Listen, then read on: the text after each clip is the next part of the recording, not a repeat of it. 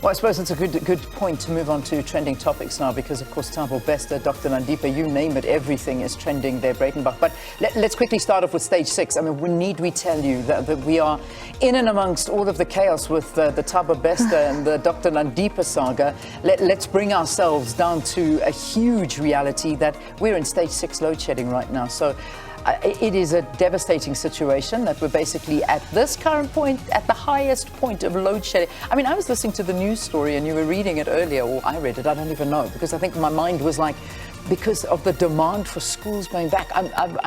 Really, we're getting excuses like left, right and centre, because not all schools are back. And nobody buys that. Are still on back, and nobody buys that. I mean, I was listening to that kind of reasoning and I'm like, what? I haven't heard that one before, but they really are coming up with more and more excuses. But that's the reality, South Africa. We're back at stage 6 for the foreseeable future. And brace yourself, because it's only just started to get cold. So imagine what's going to happen in the winter months. And warnings of stage 10.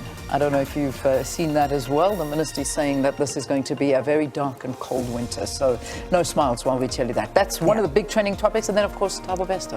And all that goes with that particular story, the developments in Parliament yesterday, the arrival, as we've just seen, and, of course, how the story will, of course, unfold from here on in. I don't think there's much more to say because everybody is talking about it, and the Twitterati going along with that. Absolutely. Then moving on to the next one, hashtag Breitenbach.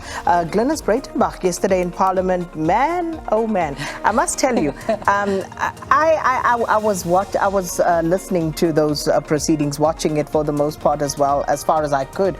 And, you know, Glynis Breitenbach, I remember saying to one of our colleagues, I think Glynis misses being in court because she was in her element. Having a go. She had a right royal go, and rightly so and fairly so, at the G4S guys. And a brilliant job all round by the parliamentarians yesterday in the portfolio committee. In fact, she's our guest in a couple of minutes' time. You don't want to miss that one, because the clips that are doing the rounds from Glynis Breitenbach yesterday are just fabulous to listen to. So never mind clips, listen to the full interview. That's coming up in a couple of minutes' time. So stay with us for that one. And then finally, the other trending topic, Hillary Gadi, and the murder trial basically is now at a bit of a standstill, as there has been this shock withdrawal of charges against the 4 men accused of her murder, and the NPA provisionally withdrew these charges. This was on the second day of the trial in Mpumalanga,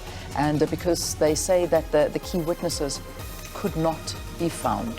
Yeah, very disappointing I don't know for the Gadi family. I saw Hillary's father, Godrich Gadi, putting out a statement, and one can only imagine, you know, their disappointment at this latest turn of events. But I think importantly, it's provisionally withdrawn. Absolutely, but so still, it's not the end. Imagine, because they can't find them.